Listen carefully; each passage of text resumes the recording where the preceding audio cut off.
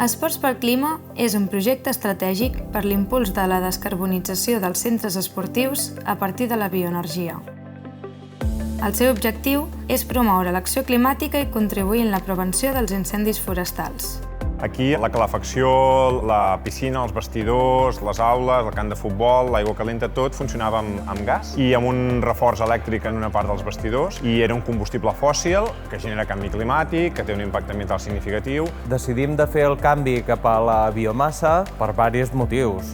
Hi ha motivacions mediambientals, però també hi ha motivacions econòmiques. Aquesta energia és la font principal de generació de calor a la pista 1 del pavelló, que és la que es va ampliar l'any 2007. Es va projectar la instal·lació de 4 calderes de pèl·let, 4 calderes de 56 kW, que deixen una potència instal·lada de 224 kW.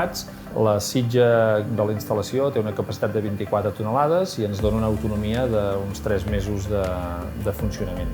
El sistema d'escalfar aigua de Montaqua funciona amb aquesta caldera d'estella de 250 kW. Això escalfa un circuit amb uns intercanviadors de calor i a partir d'aquests intercanviadors de calor aquesta aigua calenta es dirigeix bàsicament a escalfar l'aigua de la piscina i de l'espa i després també a escalfar aigua de dutxes, etc.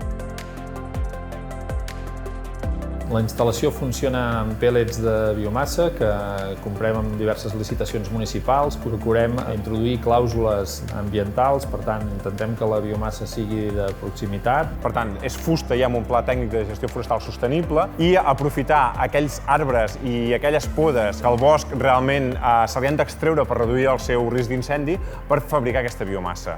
Per tant, vam veure que era un projecte que ens permetia donar circularitat, millorar el bosc i alhora obtenir una energia renovable a un molt menor cost econòmic. Tenim identificats almenys uns 10.000 euros d'estalvi econòmic.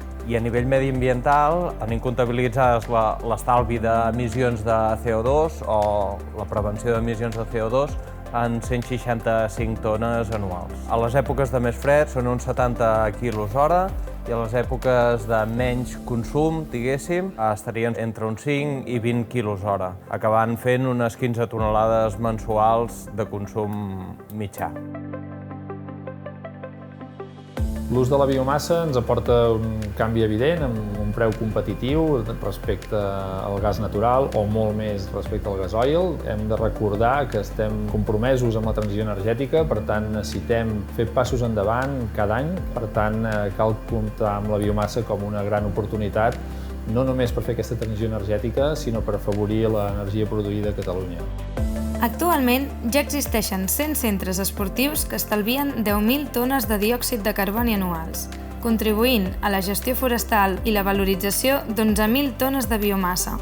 Ens posem el repte de 200 centres esportius abans del 2030, que junts estalviïn 25.000 tones de diòxid de carboni. És per aquest motiu que et convidem a unir-te al projecte, acompanyant-te en el desenvolupament dels estudis de viabilitat de les instal·lacions, així com en l'estudi demostratiu de finançament participatiu i sostenible d'aquestes. T'animes a participar en aquest gran repte de la descarbonització?